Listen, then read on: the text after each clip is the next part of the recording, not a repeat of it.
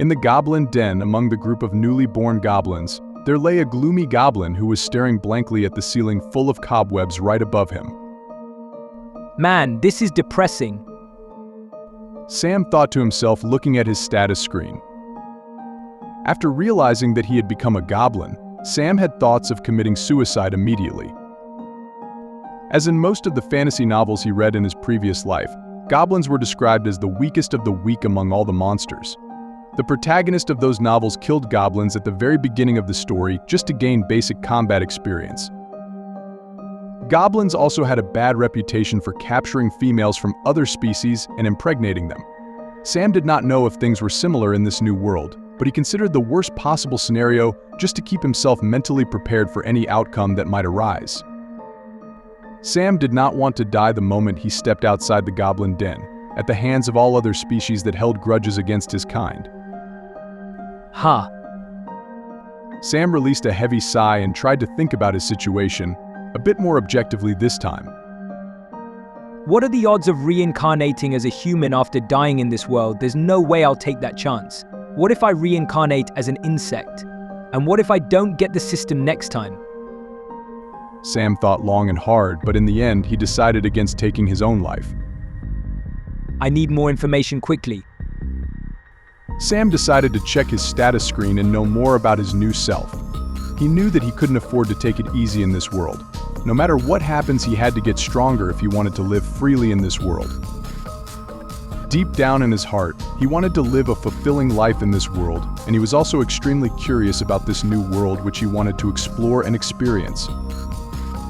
With a new determination, he began taking mental note of all the elements present on his status screen.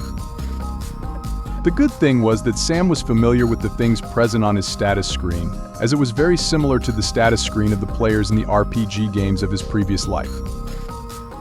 HP meant the health points that determined how much damage one can take. If the HP value becomes 0, it means that the player has died, and in this world, it might mean death. MP meant mana points that determined how much mana one possessed, which was consumed when the player used magic or skills.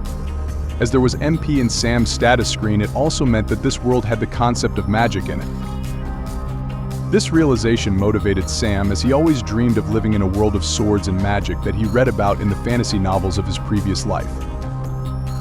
Studying his status board further, Sam came across the various stats. Sam thought a bit and decided to not rely on his previous world's knowledge of these stats and made up his mind to understand them by conducting small experiments later. As for skills and blessing, Sam knew about the skills that required MP to activate and were divided into two types depending on the requirement of MP or lack of it. The former was called active skills while the latter were called passive skills. But same as his stats, he decided to confirm it by experimenting with them.